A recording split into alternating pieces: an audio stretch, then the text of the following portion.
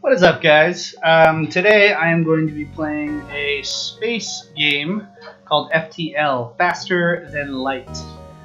Basically, in this game you play as a captain of your own ship, and you have your own crew, and you're basically moving from sector to sector across this map to basically search and build up your ship and build up your crew, all in the hopes of getting through enough sectors to take out the rebel flagship. It's a really cool strategy game. I've logged a lot of hours into this game, and it's a lot of fun. So we're going to start a brand new game. I'll kind of introduce you to the different kind of bits and pieces of it as we go. I would highly recommend, if you're into space games or strategy games, to pick this up or take a look at it. It's usually pretty cheap, and it's often on sale, so good one there. So with this here, we have our starter ship. There is a list of other ships you can kind of choose from. I am kind of a big fan of this Y-wing looking one right here in the middle. They all have different kind of specialties, but I feel like I'm going to go with the Y-wing looking one here. You get 4 crew members of all different races. You have a sweet starter weapon, this blaster laser. You also have like a sub-weapon system in this one, which is very useful. It's saved my bacon a number of times. So we have our crew down here. We got our human, our mantis, our rock guy, I can't remember what race they're called, and then the NG, or like a robot dude. So our human, we are going to name Billy. Okay, so we got Billy. Brian the Mantis, I'll keep that, Brian the Mantis. Lombard is going to be Rocky, because I mean, come on. And then I don't like that name, but I do like Gil as the robot name. So we got Billy, Brian, Rocky, and Gil. In the spaceship, which we can also rename up here at the top, we will call it the Why Not, because it's shaped like a Y. Okay, so I think we got all our bases covered. As you can see with the layout here with the ship, everything's separated into different rooms. So I have our weapon systems, our scanner systems, shields, our medical bay, door systems, oxygen, engine room, our cockpit, which is in the middle, which I'm assuming is like raised so they can still see, although it's a spaceship and it's just all the computer screens and stuff. But anyway, I guess the USS Enterprise didn't have like just a window in the front, it was like a screen. I guess it's like that. Anyway, down here we also have our sub-weapon system. So without that, let's get started.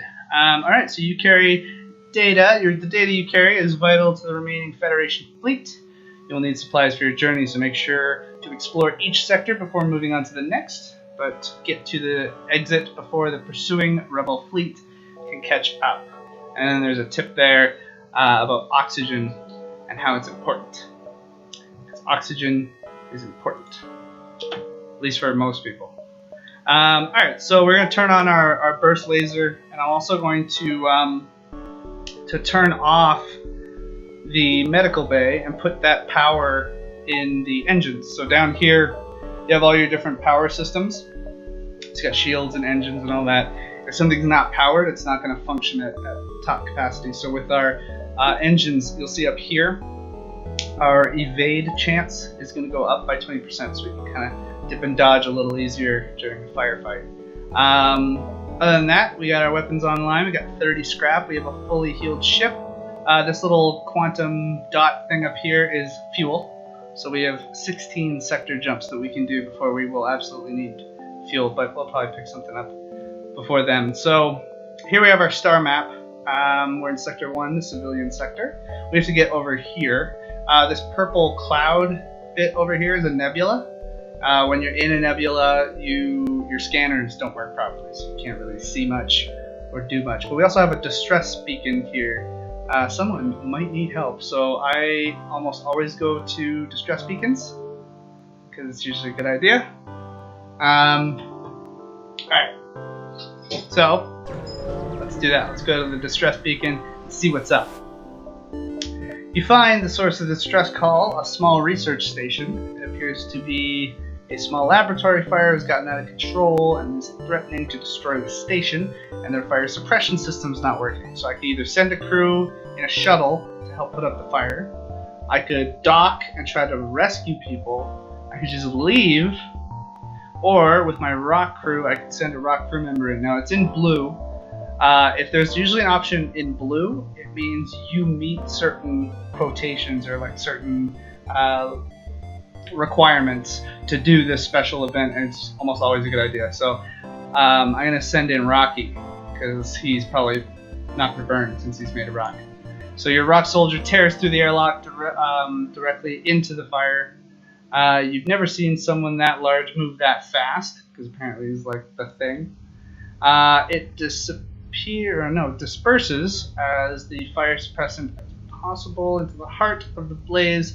Eventually the fire starts to die down. So I'll contact the survivors.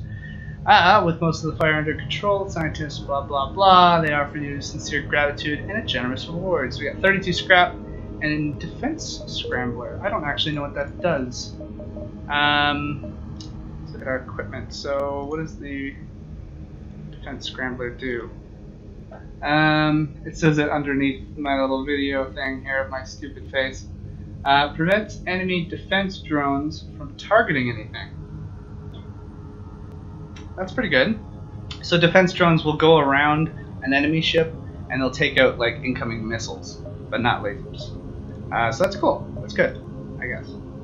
Pretty specific, but good. So we'll move on to this one, since from this beacon you can see all the yellow lines that come off of it. It means I have a lot of options to go from that one. So we're going to move on to that beacon and see what's going on there. So a small NG research vessel is trying to fend off a Mantis ship. Move into a gauge, but after a quick scan of your ship, the Mantis ship retreats. NG offer a drone schematic and 11 scrap. Cool. So I don't have a drone system, so I can't actually use this drone, but it's a defense drone, which is what this thing scrambles on enemy ships. But I can't use it since I don't even have a drone system installed in this ship. There is a store, but I only have 73 scrap, so I'm going to go up to this one. This distress one, it's super out of the way. I guess it's not. I mean, I can go down here and then up and then back to the store. This arrows over here, every jump that I do, the rebel fleet is going to get a little closer to killing me, essentially. So I'm going to go to the distress beacon. I think it's a good idea. You find a tiny asteroid belt. You find a small ship struggling to move through the field. They respond, "Help! Our shields are down and we won't last long." So try to shield their ship with yours. Don't risk leaving the ship. Let's try to shield their ship with our ship so that maybe they can navigate out of this thing. I think you usually take damage from this. Yeah, but it's only one, so that's not bad. You succeed in preventing them from being entirely destroyed, but your ship took a number of hits in the process. They offer some scrap and fuel, but they were mining out of the asteroid as thanks. So 6 fuel, which is good, 27 scrap, which is also good, and 1 damage. And a fire, sweet. So we're going to open these airlocks, and much like real fire, it can't keep spreading if there's no oxygen. So I'm going to just open those airlocks, flood the fire straight out of this, and then close up these airlocks. If the rooms are like this, where they have the red lines, it means there's no oxygen. These people won't really want to spend too much time in that room. They will start to die if they're in there for too long. Alright, so we're going to go up, since there was no other events that I could find. An especially well-armed pirate ship approaches. Hand over one of your crew members and the rest can go free unharmed. So if I draw straws and send a crew member over to the slavers, I lose that crew member. For good. Like, for good. They're gone. Dead. We will never surrender one of our crew to slavers. Yeah, I don't want to surrender anybody to the crew. So we're going to kill them. Yeah. So we're going to take our burst laser here, and I'm going to target their shields. If I can bring down their shields, then I can likely kill them. Although they just wrecked my oxygen, so I'm going to take Gil, send him over to oxygen there to repair it. Their shields are also down, and powering up its FTL lasers. Oh, good. So I hit them. They're only going to take 2 hits left, so they're scared. So we surrender, take one of our slaves as tribute. If you destroy us, they will die anyway. So I'm going to accept a new crew member. Asted.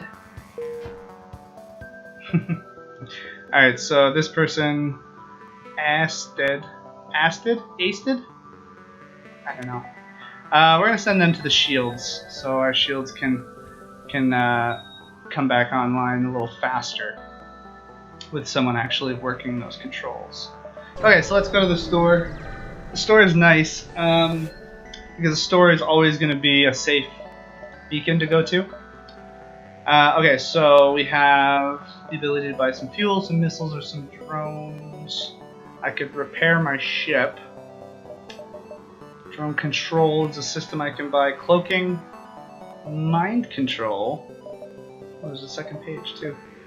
Oh boy. I don't know if I want any of this stuff, to be honest. I can't buy any of these drones, although I could sell the drone I have. Sell that guy. That gives me a little bit more money to work with. Hackenstein, yeah, I don't really want any of these. This is kind of a shitty store. Let's just repair the ship, I guess. To the max. Yeah, and I guess let's just move on. It was kind of a waste. Kind of a waste of time a little bit. But that's okay. An especially well-armored pirate ship approaches you. Hand over one of your crew members. More slavers. Wow. Lots of people wanting our slaves. I mean, crew members.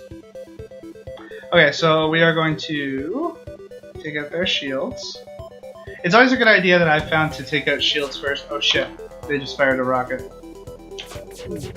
Ooh, fuck. That was kind of brutal.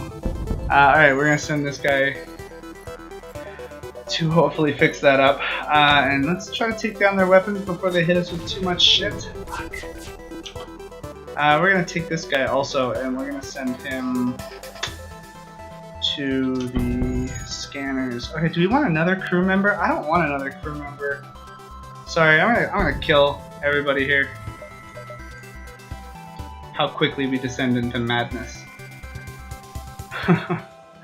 Alright, so I'm just gonna basically blast this guy out completely. So the slave ship is destroyed. They won't continue their evil trade, but many lives were probably lost on the ship. That's too bad. But I get 2 rockets, 1 drone, and 29 scrap out of it. So that's pretty good. Alright, so we're going to dive deep into the nebula. So you'll see here that I have a few danger warnings. One is, well, I'll show you in a second. You can jump into a sector nebula during a plasma storm. Automated rebel scout station. The beacon moves into attack. Fuck. Okay, so. Wow. Yikes. Okay, so this is not good. So let's see. We are inside a nebula. Your sensors will not function, and the rebel fleet will advance more slowly towards you, which is good, but sensors won't function. And then this section of the nebula is experiencing a plasma storm, and my main reactor is at half capacity, which is not good. So I can't power my weapon system. Oxygen. Okay, so there. I have my weapons online, so I'll be able to at least shoot them. Oxygen is online. Shields are offline completely, and engines are at half capacity. So we could have a bit of an issue here. We got lots of health, so I might just take a shit ton of damage. But yeah. So oh god, lasers. Alright, so he has some laser beams going on, but his weapons are offline now, so that should be good. Send this guy over to medbay, and it's dead. Okay, good. Whew. Ship explodes, leaving behind a substantial collection of useful scrap material. Take all that shit. Let's get this guy. Actually, you know what? Let's leave this plasma storm. I don't like it. I don't like it at all. Automated scout. Sweet, another automated scout, and it's trying to power up its FTL drive. So if it leaves before I destroy it, the rebel fleet will move even further. So they moved like 2 spaces in 1 turn, which is not good. So I'm actually going to switch these guys. Power up that. Power up the shields, for God's sakes. And engines. And I'm going to target the engine room of the enemy ship so that it can't kind of duck out like a bitch. Because if it ducks out, then, like I said, I bet rubber fleet's going to come in sooner. Also, Gil is not at full health right now. They're blowing up random rooms. I don't know if there's a fire in there, but I'm going to open those doors anyway. I don't know if there's a fire because my sensors are offline. I can't see in rooms I don't have crew members in. Fuck. Okay, we're going to open up those doors too because for all I know, those rooms are on fire with all those bombs. Let's go ahead and try to take this guy out. Nice. Nice. They have like very little chance to avoid if their engines are offline, so that works out pretty well. Ship breaks apart and you feel relief in the knowledge that you will hopefully still be one step ahead of the fleet. So we got a missile, we got a drone schematic and 10 scrap, which is all not terrible, but also not great. Alright, so before we jump to the next one, close all those doors. I'm going to get Gil healed up, who's my little robot guy. Get him healed up. Send him back to the shield room. Yeah, and we'll jump to the exit. Cool. So this is the exit. I think I'm gonna leave it there, and we'll do Sector 2 tomorrow. All right, thanks guys.